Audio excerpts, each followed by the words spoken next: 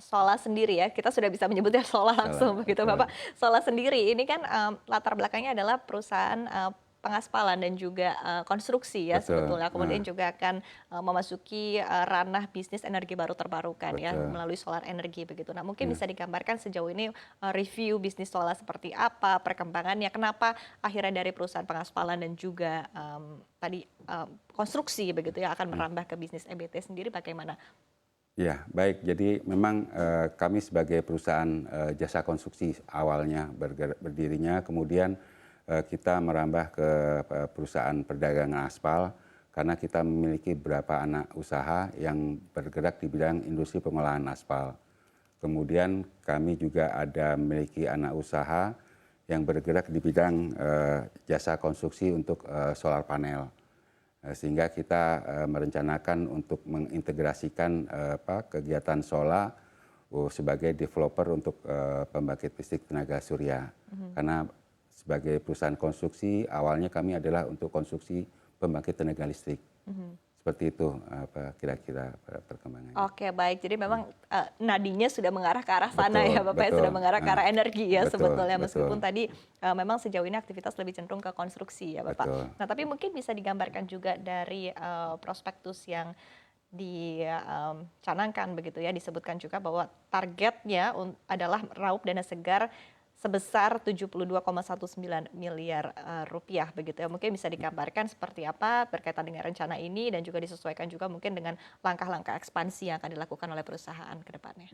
Betul. Jadi dari dana yang bisa penawaran umum, kita merencanakan untuk 72% itu adalah untuk OPEX dan 29% itu untuk CAPEX.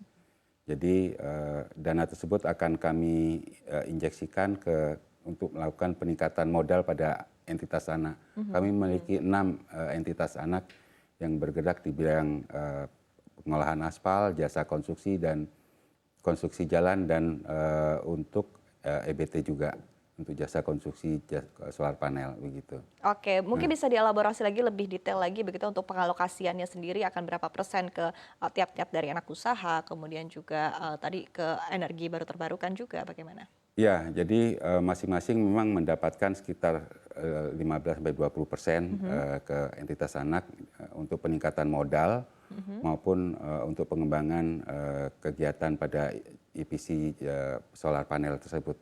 Oke, baik. Ya. Untuk tiap-tiap entitas anak sendiri mungkin bisa digambarkan lebih rinci begitu Hmm. terkait dengan operasi yang dilakukan oleh tiap-tiap entitas anak ini sendiri dan, tadi pembagian bidangnya juga, seperti apa? Ya, jadi kami memiliki 6 entitas anak di mana 3 bergerak di bidang industri pengolahan aspal Mhm modifikasi, kemudian kita juga merencanakan mengembangkan satu anak usaha yang bergerak di bidang industri pengolahan aspal membran mhm yang akan kita bangun di Tuban. mhm Itu mhm. kita menggunakan dana IPO ini. Oke. Kemudian ada jasa konstruksi jalan khusus untuk jalan-jalan tambang yang kita rencanakan dan untuk jasa konstruksi solar panel tersebut. Oke, Nah, baik. Tapi overall untuk wilayah operasinya sendiri Bapak, hmm, ini di mana saja tadi selain dari Tuban yang Anda sebutkan? ya, jadi kalau kegiatan usaha kita, kita ada eh, anak usaha yang memiliki pabrik di Muara Enim, Mhm kemudian ada di Jawa Tengah, kita ada di Demak. mhm. Dan kita juga merencanakan untuk membangun industri pengolahan aspal modifikasi di Kalimantan Timur, Mhm. di Samboja tepatnya, di IKN begitu. Oke, baik Nah, akan masuk ke proyek IKN juga begitu ya? betul untuk mensupport pembangunan jalan di sekitar IKN. Mhm Ya, mhm mhm. karena tentu akses ke IKN memerlukan jalan yang bagus ya. Mhm mhm. Nah, Oke, tapi overall dari tadi ya, dari operasi yang dilakukan, kemudian juga berdampak kepada, pendapatan perusahaan sendiri, mungkin review dari sisi kinerja perusahaan sejauh ini seperti apa, Bapak? jadi memang kami sebagai perusahaan yang bergerak di bidang basic material ya, kita mensupport material untuk infrastruktur jalan maupun infrastruktur energi.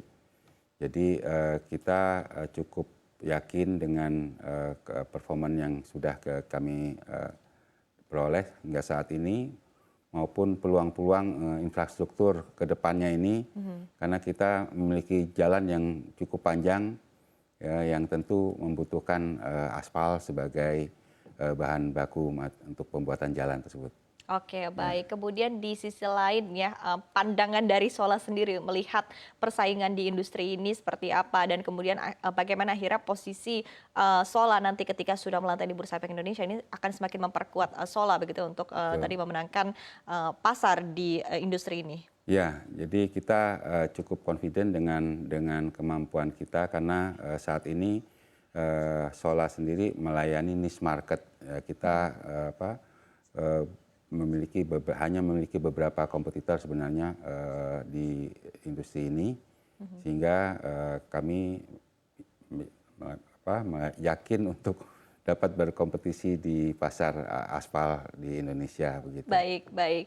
Kalau kita lihat ya saat ini juga kan sebetulnya kondisinya juga cukup penuh dengan tantangan ya, apalagi dengan pelemahan kurs nilai tukar rupiah kita begitu ya, di mana dolar juga cukup kuat begitu, dan kita ketahui juga bahwa material dari pengaspalan ini juga kan memang masih cukup banyak yang dari impor begitu ya. Seperti apa Anda melihat tantangan ini dan bagaimana strategi perusahaan untuk menjawab tantangan ini? Betul, terkait dengan perubahan kurs sendiri, tentu kami akan selalu menyesuaikan harga jual kita karena kami tidak memiliki kontrak jangka panjang terhadap untuk suplai aspal sendiri. Jadi jika harga dolar naik, tentu kita akan menyesuaikan harga jual kita dengan pelanggan begitu.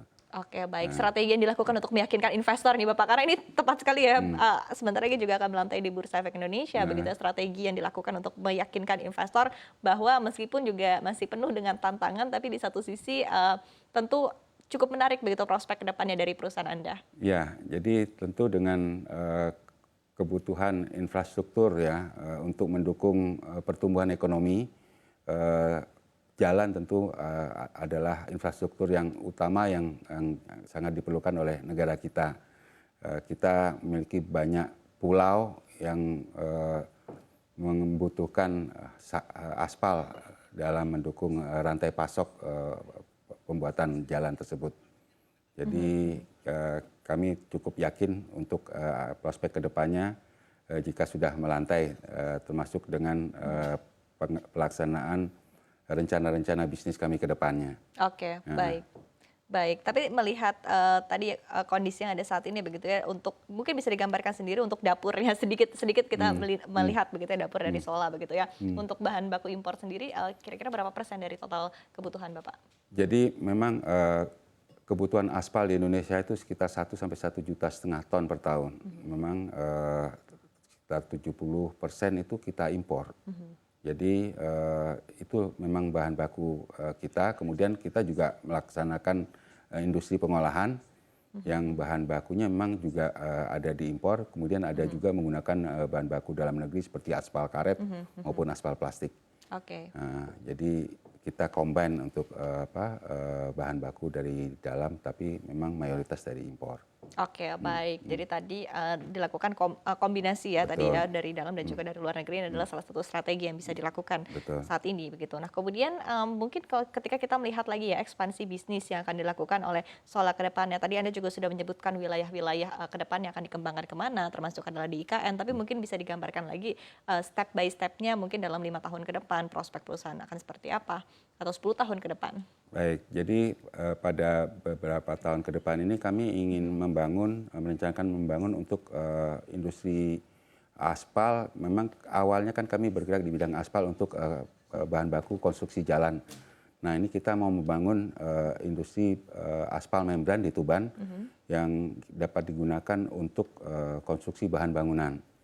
Ya, kemudian kita juga akan membangun depo-depo aspal di Tuban, kemudian di Palembang, kemudian juga di IKN. Itu yang akan kita lakukan dalam jangka waktu dekat.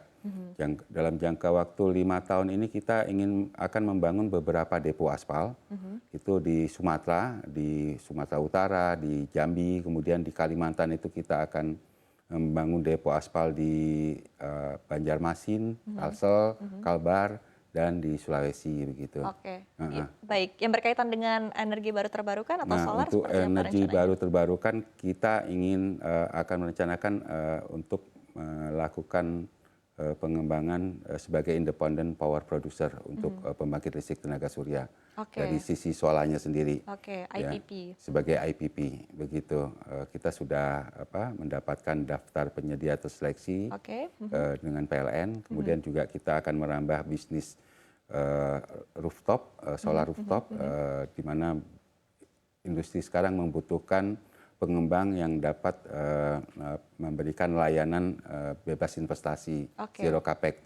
Baik, baik. Kapasitas yang ada saat ini dan mungkin target untuk kapasitasnya seperti apa? Jadi kita akan bermain di sampai dengan 10 mega mungkin ya. Yang saat ini sudah kami lakukan memang kita lagi membangun PLTS untuk tambang nikel.